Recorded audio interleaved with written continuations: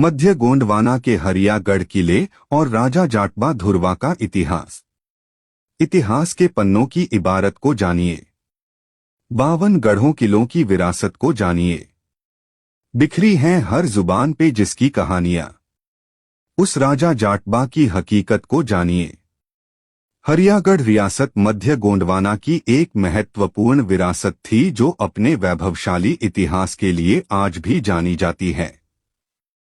यह रियासत गोंड वंश के धुरवा गोत्र का महत्वपूर्ण गढ़ थी जो कभी गढ़ा सरकार के अधीन हुआ करती थी और इसी रियासत के एक महान और प्रतापी राजा हुए थे जिनके नाम हरिया सिंह धुरवा था। उसी महान कोयतूर सम्राट के वंशज राजा जाटबा थे।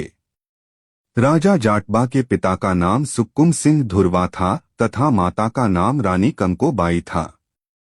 राजा जाटबा का विवाह देवगढ़ के विस्थापित उइके राजवंश की एक खूबसूरत राजकुमारी पंडरी कुंवर से हुआ था जिनसे 3 संतानें दलशाह, दुर्गशाह और कोकशाह हुए।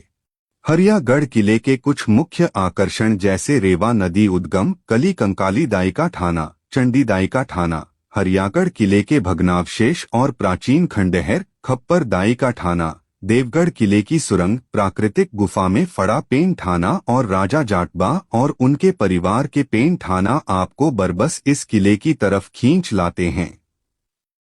चूंकि यह किला लकड़ी से बना हुआ था और भोंसले और पेशवाओं के आक्रमण के बाद इसे जला दिया गया था, इसलिए इसके खंडहर या अवशेष हरियागढ़ की पहाड़ी पर दिखाई नहीं देते हैं। हरियागढ़ मध्य प्रदेश की राजधानी भोपाल से लगभग 225 किलोमीटर दक्षिण पूर्व में छिंदवाड़ा जिले के जुन्नार देव तहसील में स्थित है। हरियागढ़ किला हरियागढ़ गांव, अब इसे हिरदागढ़ के नाम से जाना जाता है, के दक्षिण पूर्व में स्थित है जो छिंदवाड़ा जिला मुख्यालय से 70 किलोमीटर और जुन्नार देव तहसील मुख्यालय से 24 किलोमीटर पश्चिम में स्थित है। इस रियासत का प्राचीन और सही नाम हरियागढ़ था जिसे हरियागढ़ भी कहा जाता था जो वहां के प्रतापी राजा हरिया सिंह धुरवे के द्वारा बसाया गया था। छिंदवाड़ा नागपुर रेलवे लाइन पर स्थित हिरदागढ़ रेलवे स्टेशन का नाम इसी रियासत के नाम पर रखा गया था जिसे अब हरियागढ़ न कहकर हिरदागढ़ कहा जाता है। इस रियासत की प्राचीन गौरव और ऐतिहासिक महत्व को खत्म करने के लिए ही इसका नाम बदल हिरदागढ़ कर दिया गया, जिसे अब गूगल के नक्शे में हीरागढ़ के नाम से भी लिखा पढ़ा जाने लगा है। अब इस रियासत को राम नगरी बनाने के लिए भी प्रयास किए जा रहे हैं। वर्ष 1564 में गढ़ा सरकार की महारानी दुर्गावती की मृत्यु के बाद यह रियासत वैसे तो मुगलों के अधीन आ गई, लेकिन मुगल कभी भी यहाँ अपना पैर नहीं जमा पाए। मुगलों के शासन काल में यह रियासत मालवा के सुल्तानों के अधीन भी रही जिसके दौरान इसकी ताकत कमजोर हुई। रानी दुर्गावती के बाद गढ़ा को संभालने वाले राजा इस रियासत को नियंत्रित नहीं कर पाए और न ही यहाँ के धुरवा राजाओं को अपना समर्थन दे पाए, जिसके कारण मालवा, बाद में बरार के गवली लड़ाकों द्वारा देवगढ़ और हरियागढ़ रियासतों पर कब्जा कर लिया गया।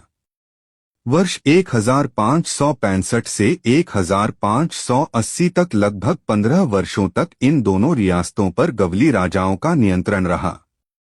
गवली राजाओं ने देवगढ़ के उइके राजवंश 6 देव और हरियागढ़ के धुरवा राजवंश 7 देव पर अपना दबदबा बनाकर उन्हें लगभग खत्म कर दिया था। यह जानना महत्वपूर्ण होगा कि यहाँ ऐसा क्या था जो हरियागढ़ को इतना महत्वपूर्ण बना दिया था।